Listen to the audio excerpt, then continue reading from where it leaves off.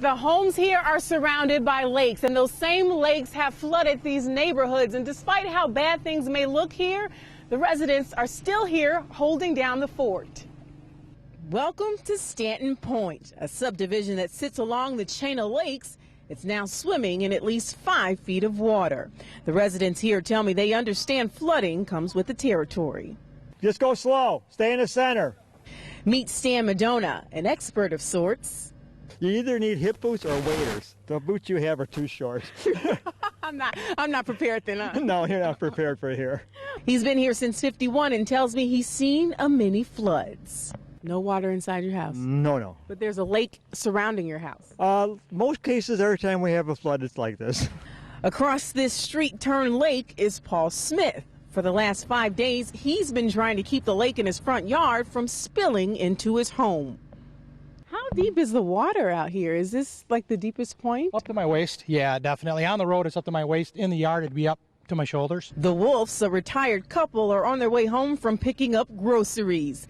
They'll be rowing for about a half mile. Well, it is what it is, you know. And we're retired and we're stocked up. And though the flooding is not welcome, those who live here know how to deal. You live near the water. This is, the price you pay eventually.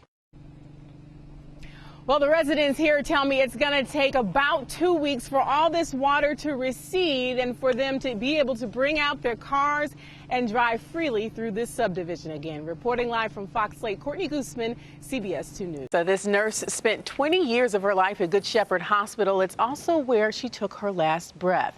51-year-old Diane Sjogren died Wednesday morning on her way to work. Family asking that donations be made to St. Jude Children's Hospital on Sjogren's behalf.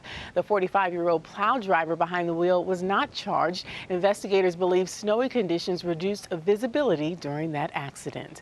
Live in the newsroom, Courtney Gousman, CBS 2 News. The pain is still fresh for Lydia Alvarez Trikoff. Her husband of 3 years suddenly died a week ago. Every morning I wrote him a note and he would carry it with him every day.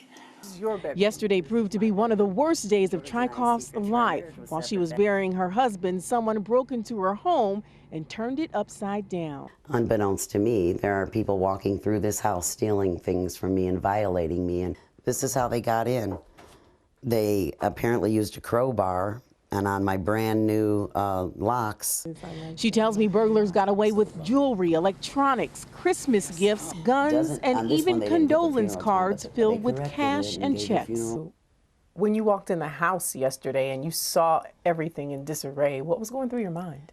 Who and why? How does your life become so disconnected that a good idea to you sounds like breaking into a person's house? Did you sit in your car and laugh at the condolence cards?